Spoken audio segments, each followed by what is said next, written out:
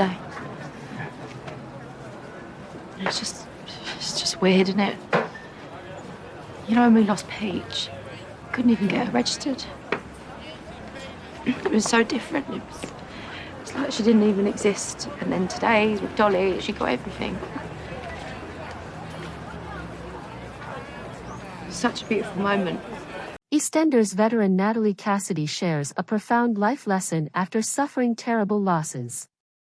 Cassidy, 41, discusses surviving grief, her empowering new podcast, Life with Nat, and the possibility of joining I'm a Celeb. Her podcast, adored for its groundedness, reflects her desire to connect genuinely with the public. After suffering terrible losses, EastEnders veteran Natalie Cassidy shares a profound life lesson. Here, 41-year-old EastEnder Natalie Cassidy discusses surviving loss, her popular new podcast Life with Nat, and the likelihood that she will go on I'm a Celeb. Tell us about Life with Nat, your podcast. After all, isn't the title the hint? It is, in fact. I've had this idea for a few years now. If you'd like, call it my baby.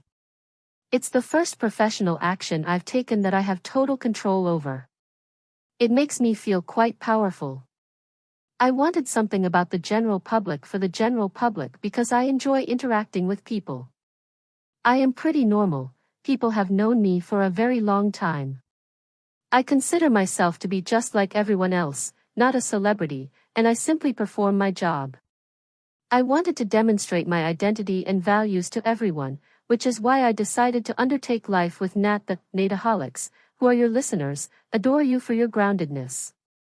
Yes, you did mention that you once unintentionally peed in the back of a taxi in one of the episodes. Hey, we've all experienced that. Babe, we've all been there.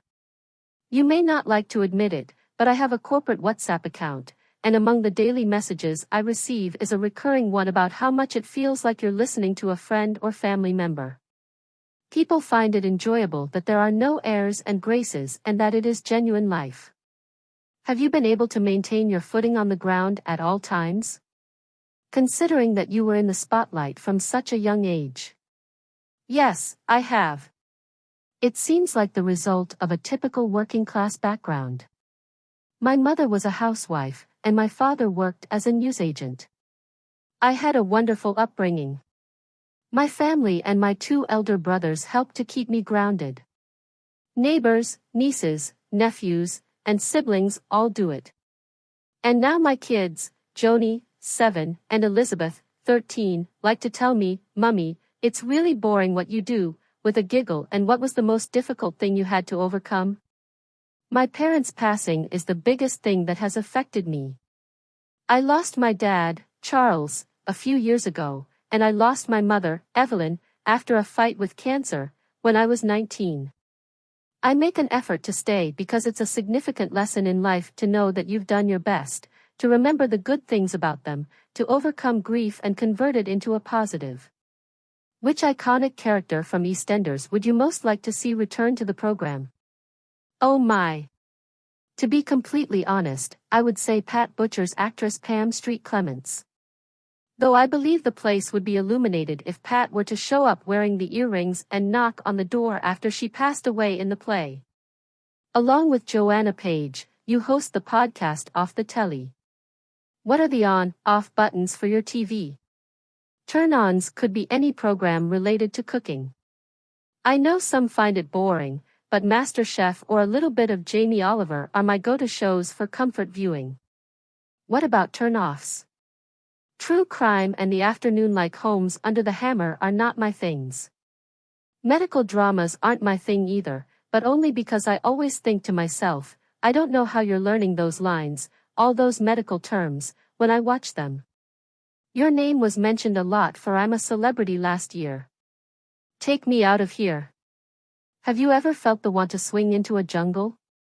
I think, oh, that would be fun, sometimes. I'll be screaming when a bluebottle flies into my bedroom. What are you talking about, in my opinion? You'll never succeed. I usually joke that if I died on live television, would be the first celebrity to pass away. Even though it's an amazing show, I could have to do it if I had to, but I would look very foolish doing it. Being witty is one thing, being desperately afraid is quite another. Do you engage in any other pastimes? Going alone to London and looking around galleries of art. It may surprise some to hear that I enjoy looking at art, but I truly do. I'm currently making a conscious effort to manifest this. There have been rumors about a celebrity spin-off of The Traders UK, and I believe you would be fantastic. That would be wonderful. Enroll me, please. I would want to be a trader and I would be one. Isn't that more entertaining? However, I'd be totally game for it tomorrow. What transpired with Whitney Dean and Zach Hudson when Britney disclosed her affair, according to EastEnders News Covert? After the plot has been developing to this point, EastEnders viewers have been eagerly awaiting this episode. What precisely transpired at the wedding of Whitney Dean and Zach Hudson, then? As the show concluded on Monday night, Britney disclosed that Zach had slept with Lauren Branning. The episode that aired on Tuesday night opened with a bewildered-looking Whitney, Shona McGarty, informing Britney that, as she and her husband Zach, James Farrar, stood at the altar, this isn't the best time for jokes. However, Britney affirmed that Zach had slept with Whitney's maid of honor and best friend, Lauren, Jacqueline Jossa. As the two girls struggled, Whitney screamed and pulled Lauren's hair. The visitor at the wedding attempted to tear them apart while Kat Slater cried, "She ain't worth it." Whitney informs Zach that she doesn't want to talk to him ever again as she turns to face him with a slap across the face. In another scene, Zach is confronted by Whitney's adoptive mother Bianca Jackson to ensure he doesn't inform Whitney about the romance. When Bianca tries to conceal her back, he replies, "Is that all you care about?" Whitney later had a heart-to-heart with Britney, demonstrating that she is not to blame for anything that occurred. Whitney, however, gives her future some serious thought after declaring that she might as well move back home with her true mother.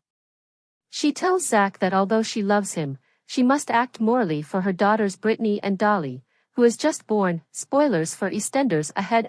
Whitney confronts Lauren in first-look sequences that debuted on BBC iPlayer, BBC One on Wednesday, and considers what's best for her family and their future in Walford.